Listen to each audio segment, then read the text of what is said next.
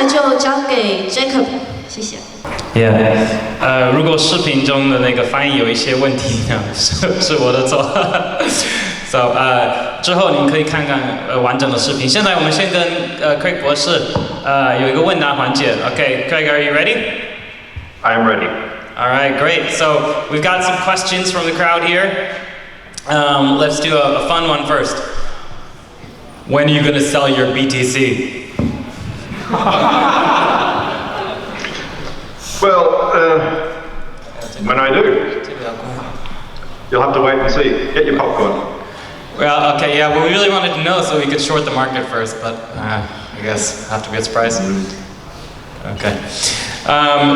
Here's another one. You once mentioned that about doing an educational charity project in Africa. Yes. And for poor areas with low education levels, how do you think Bitcoin can help them? Bitcoin can't. I mean, saying Bitcoin can solve everything is just wrong. Bitcoin doesn't help education. Education is completely separate to what that is. What Bitcoin will do is enable me to fund what I need to do. And there are a lot of problems with education right at the moment. There are two distinctions, one being training and one being education, that are completely separate and people don't seem to understand the difference of. So many people are going to university and thinking they're getting educated when they're not even being trained half the time.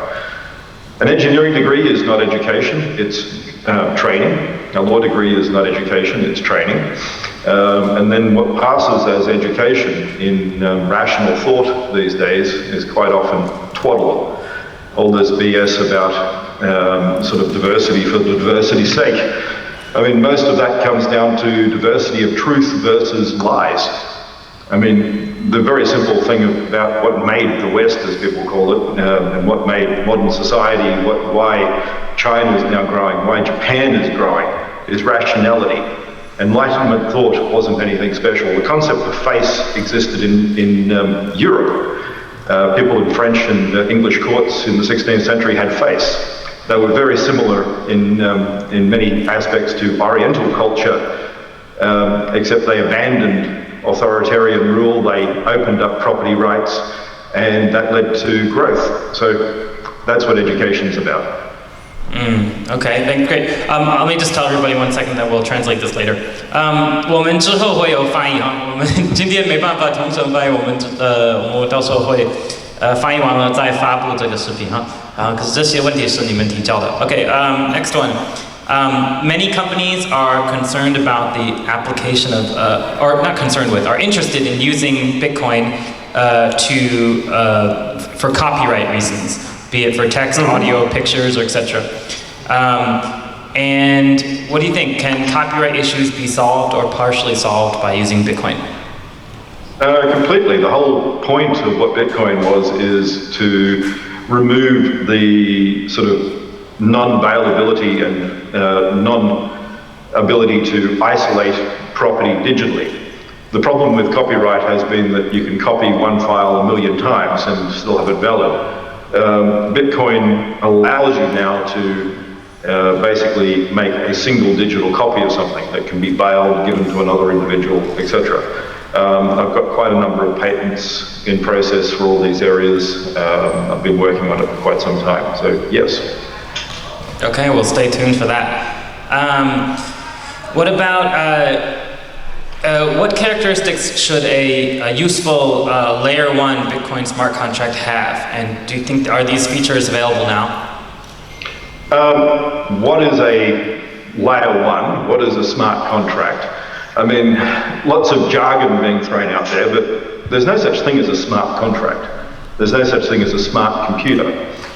I mean, if you got every single Google computer, multiplied it by every single Google computer, set up the perfect neural network, it still would not be as smart as a slug. I mean, artificial ignorance is no smarter today and it won't be smarter 100 years from now. Basically, it's an excuse to have a whole lot of technocrats sit there and go, the computer did it. I mean, no such thing. You can automate certain aspects of contracting. EDI, electronic data interchange, has been around since the 80s. In fact, the first instances were in the 60s. This is effectively what you would call a smart contract. So the difference is it's not a contract. You have to have a master overriding contract before you have any of that.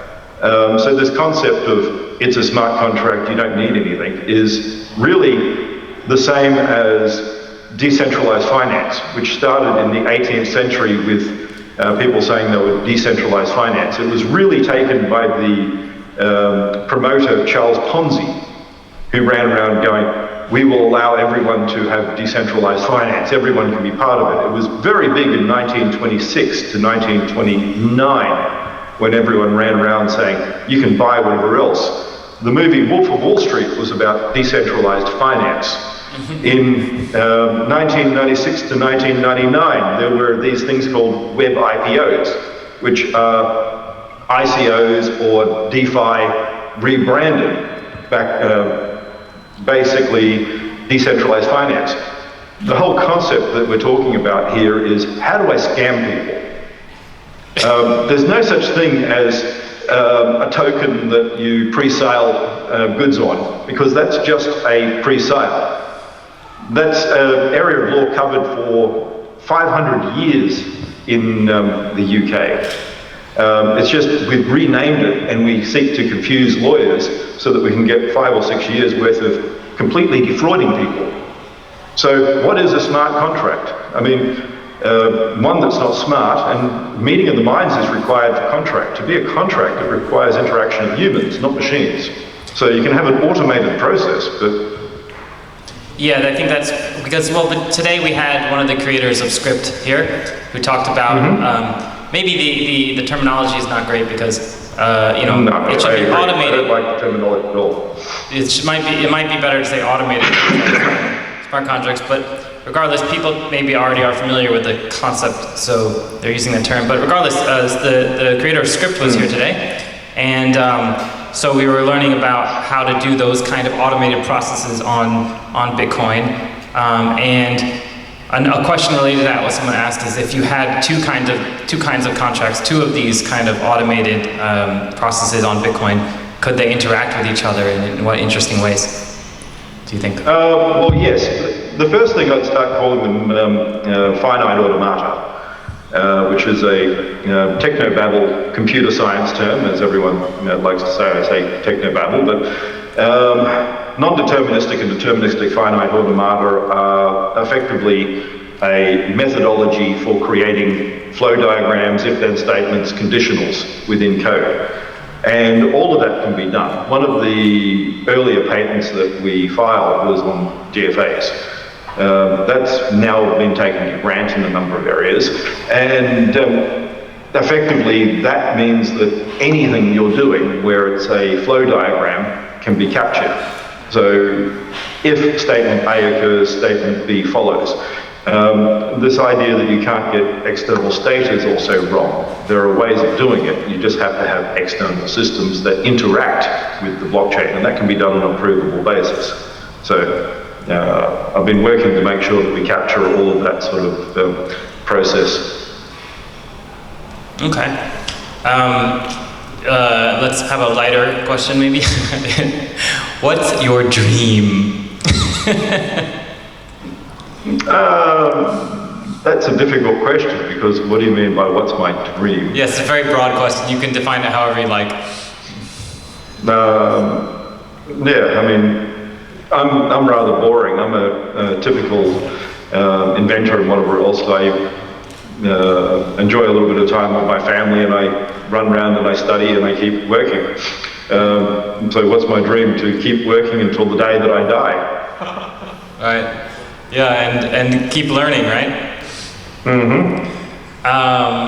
Okay, and here's a more technical question. So if this person asked, if I would like to, if I wanted to make a mining pool, how much computing power as a percent of the whole would I need to reliably produce blocks? Although theoretically, you know, there's always some chance, but in fact there might be situations where you're not producing any blocks. And would this be affected by the change of the whole network computing power? Well, that's going to come down to what do you mean by reliably. I mean, you can have 1% and say that you reliably create blocks every couple of weeks. So it depends on what you're sort of arguing. And that then comes down to standard probability theory. So if you want to look at something like system engineering, you'll find a number of reliability formulas in any of those texts. So it's all a Poisson exponential type decay problem, where your probability can be easily calculated and mapped based on the percentage hash you have. So if you look up texts on reliability engineering, you'll find all the formulas there. Sometimes you can even get code in Python. Just plug in the numbers and you'll start working out, if I want to make this many blocks, I need this much hash. True, okay. So in terms of storing data, especially considering the high cost of storing large amounts of data, such as videos, can Bitcoin attract companies to participate and lower the barrier of entry? Depends on what you're talking about. I mean, I've mentioned many times overlay networks and other such things. The problem in, like 20 years ago, there was Mnet and Mojo Nation, which were both sort of networks designed to file share and all the rest. The problem was they sought to basically breach copyright and do illegal file sharing. It took them a while with Mnet to realize that they could actually do a legal sort of distributed system. And by that time, like Napster, with the commercial version of Napster, it was too late. Everyone already had put them into the sort of illegal copy box. Now, that also had another problem in that the sort of automation of what they were doing didn't have a good way of paying. Although, I mean, like Mojo Nation actually had a peer-to-peer distributed cryptocurrency, but the economics of it were terrible. The people were very socialist in a way and thought that if anyone gets too rich, we'll just change the distribution of money and that will work. Which, how do you incentivize someone if you're going to take their money away? So you can build something like Mojo Nation now using Bitcoin, enabling micropayments, enabling access, and that will then enable you to have a distributed peer file share that links into Bitcoin for payment. Now that thus enables the creation of anything at any scale, and you can then start selling spare disk and integrating that so you can have a provable level of reliability and file share while not having to pay the amount you need for 100%, because people get it wrong. They think, oh, I need to make sure that it's 100% reliable. But really, do you need to have 100% or do you need 99.29s? I mean, no system on earth, even Google's not 99.29s reliable. The entire Google system and any Google computer being available somewhere on earth isn't that reliable. Yet you could actually pay for that, and it would be incredibly cheaper than having 100% reliable. Okay, here's a fun one. When are you next coming to China? I should have already been there, but travel and everything right at the moment.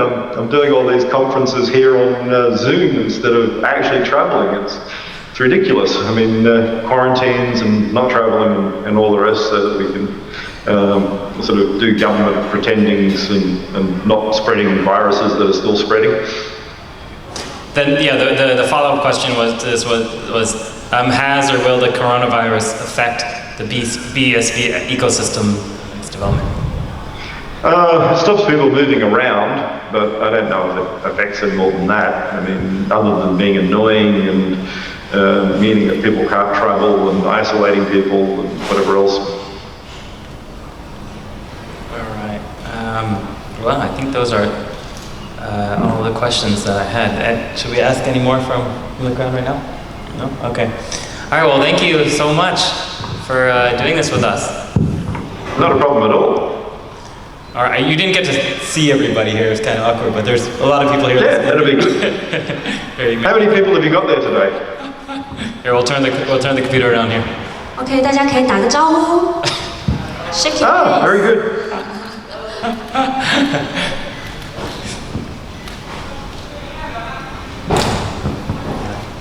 Yeah, hopefully next time we'll be able to have it so I can travel and join you rather than having to do it by Zoom. As we would love that. 他说下一次希望能本人过来。Okay, thank you so much, Craig. Talk to you next time. Thank you so much. Thank you.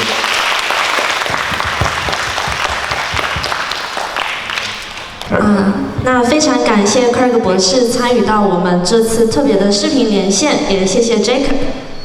那博士的